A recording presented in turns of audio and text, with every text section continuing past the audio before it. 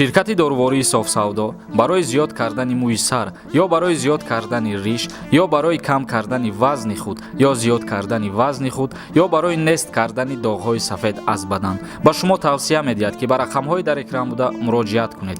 доставка ба ҳама шаҳрҳои федератсияи Россия ва берун аз Россия дар муддати 2 рӯз карда мешавад. аз номи юристиҷа муроҷиат кун скидка мекунанд.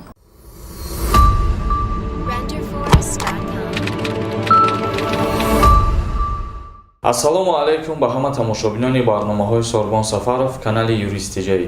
мо имрӯз дар як мавзӯи суҳбат мегзаронем баҳри шумо ки бештар тааллуқ дорад ба нафароне ки дар Федератсияи Россия қарор доранд, яъне ки ба мигрантҳо ва муҳоҷирони тоҷик, на танҳо тоҷикҳо, ба ҳамин хотир умум мигрантҳоро мо дар назар гирифтем.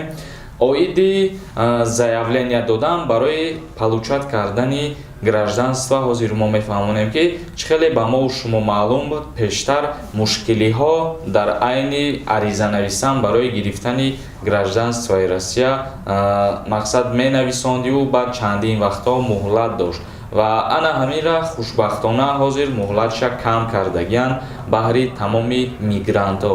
яъне ки агар яке аз мову шумо ҳозир заявления яъне ариза нависем барои гирифтани гражданствои Федератсияи Россия, дар тӯли 3 моҳ аризаи моро тафтиш карда мебироянд. яъне ки муҳлати тафтишкунира кам кардан тӯли 3 моҳда метавонанд ки ана ҳамин заявленияи моро дида барояну ва баъдан яке аз мову шумо агар ҳамин аризаро пешниҳод карда бошем даъватмон бикунанд. ва боз як чизи дигаро қайд мекунем ки агар русҳое ки дар ҷумҳурии Тоҷикистон зиндагонӣ мекунанд ва гражданини Тоҷикистон ҳастанд, лекин дар асл ва ё рус ҳастанд, мисол падаршон, модаршон ёки авлоду аҷдодшон рус ҳастанд, ана ҳамон шахсиятҳо низ бе ягон мушкилӣ метавонанд гражданствои Федератсияи Россияро бигиранд. яъне ки онҳо агар аз ҷумҳурии Тоҷикистон вақте ки ба Федератсияи Россия мераванд бе ягон мушкилӣ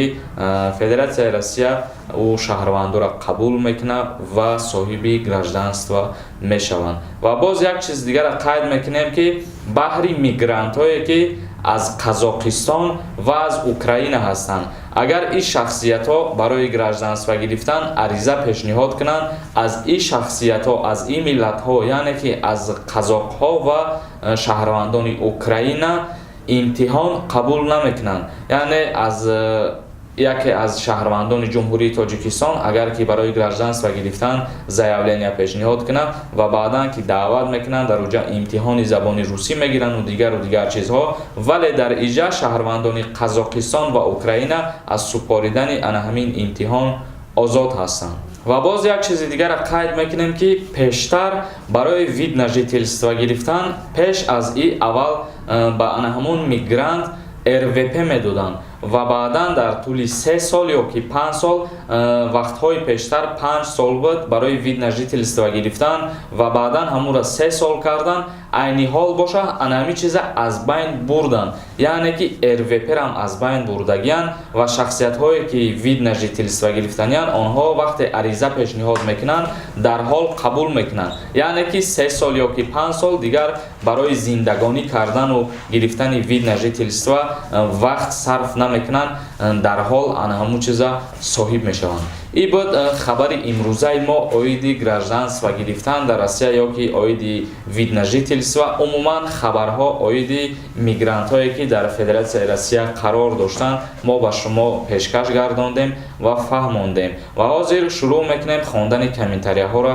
ки ба мо савол додагӣ бидем. аҳлиддин нависта: ин навор кай ҳуй мешава бинем шава.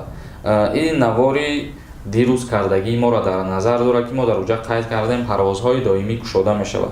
яъне ки парвозҳои доимӣ байни Тоҷикистон ва Ӯзбекистон аз ана ҳамин рӯз аллакай кушода шудагӣ ва ҳар як шаҳрванди дохилии кишвар метавонад ба мисли пештара рафту омад кунад. абдусаттор нависад: салом акай Сорбон, двойной гражданин бошӣ ва ини билети Россияро дошта бошӣ, дар Тоҷикистон мебаранд ё ин ки не, дар учёти Тоҷикистон мондагӣ нест. Дар ҳолате ки двойной гражданство доред, шумо бо хоҳиши худ дар яке аз давлатҳо метавонед ки хизмат кунед. агар ки дар Россия кардагӣ бошед, аллакай дар Тоҷикистон озод ҳастед, ё ки агар дар ҷумҳурии Тоҷикистон хизмат кардагӣ бошед, дар Россия низ озод мебошед. садои ошиқ нависад: ассалому алайкум акай Сорбон, парвозҳои доимӣ ҳуй шидиянд? ҷавоб те. пешакӣ раҳмат. парвозҳои доимӣ ҳозира шуда танҳо бо Узбекистон кушода шудагиаст, вале аз як ҷиҳати дигар фикр кунем, ҷумҳурии Тоҷикистон аллакай ба ду ҷо парвозҳои мунтазами худша кушода кард, яъне ки якумин шуда ба Дубай ва дуюмин ба ҷумҳурии Узбекистон. ба ана ҳамин ду ҷо парвозҳои мунтазам ҳозир барқарор шудагиаст. бародарони азиз, як таҷик нависад: акай Сорбон, агар таваллуди одам 2 декабри соли 2002 бошад, хизмат мебаранд ё ин ки не?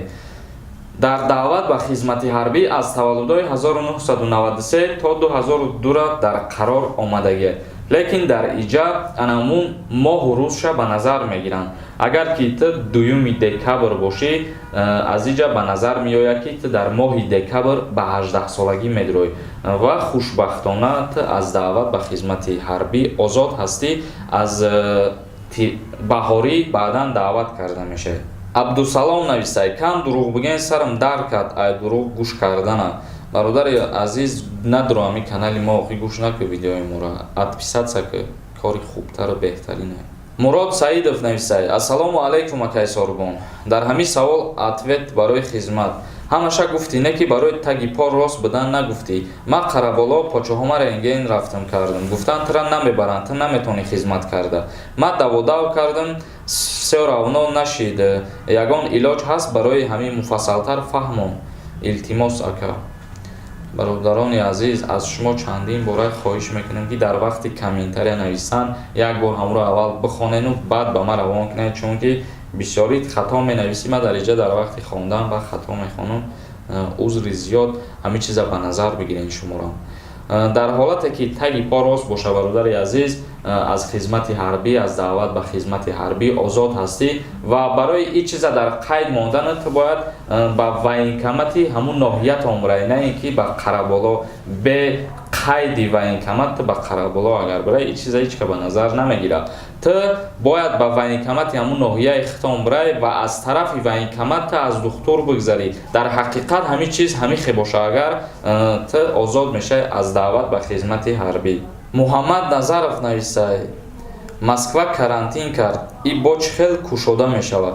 бародарони азиз, аз ана ҳамин комментарияҳои шумо маълум мешавад ки шумо дарк намекунед суханои моро ки мо дар мавзӯи чӣ барнома мегзаронем. ман баъзеҳота дар назар дорам. мо дар ҳамун видео гуфтем ки байни Тоҷикистон ва Узбекистон сарҳадҳо ва парвозҳо кушода шуд, вале инами бародар нависад ки Москва карантин кард, чӣ хел кушода мешавад. бародари азиз, ман дар ҳамунҷа номи Москва ё номи Россияро гирифтагӣ нестам. камтар ҳамин чизоро хушу аҳамият бидем, хушу гӯш кунед. Насриддин Нуров нависад: салом акай Сорбон, акаҷон, ман дар Россия, ман ҳамиҷада занг гирам, метавонам паспорт гирам? амира мегуфтен шод мешудам, худо нигаҳбон. дар ҳолате ки ту дар уҷа оиладор мешавӣ ва барои ЗАГС кардан пешниҳод мекунӣ ки ту дар ҳақиқат аз Федератсияи Россия ҳамсар гирифтӣ ва шуморо ки ЗАГС кардан ба воситаи ЗАГС ту албатта ки метавонӣ шаҳрвандии Россияро дастрас кунӣ. вале лекин чӣ хеле ки мо қайд кардем, ту пештарак ва зудтарак метавонӣ ки вид на жительствора бигирӣ ва гражданствора дар муҳлати кӯтоҳ, яъне ки дастрас карда метавонӣ ба воситаи ЗАГС. умедҷон Раҳимов нависад: салом алайкум ака, таваллуди ман 2000, дар оила як бачаю, мара хизмат мебаранд ё ин ки не? ҳамира аниқ ҷавоб тен ака. мо қайд кардем ки агар шумо дар чӣ ҳолате ки қарор дошта бошед, бояд ба анамун ҷамоати худтон ва военкомати ноҳияи худтон бирен муроҷиат кунед ва ҳолати будагии худтона дар уво ба қайд бигирен, то ки ба шумо повистка равон накунанд ба номтон. бародарони азиз, видеоро ҷамъбаст мекунем. ягон саволи дигар бошад, дар Instagram саволотонро равон кунед ва дар канали Юристиҷей обуна шидана фаромӯш намекунем. худованд ҳамаи мо ва шуморо нигаҳбон бошад.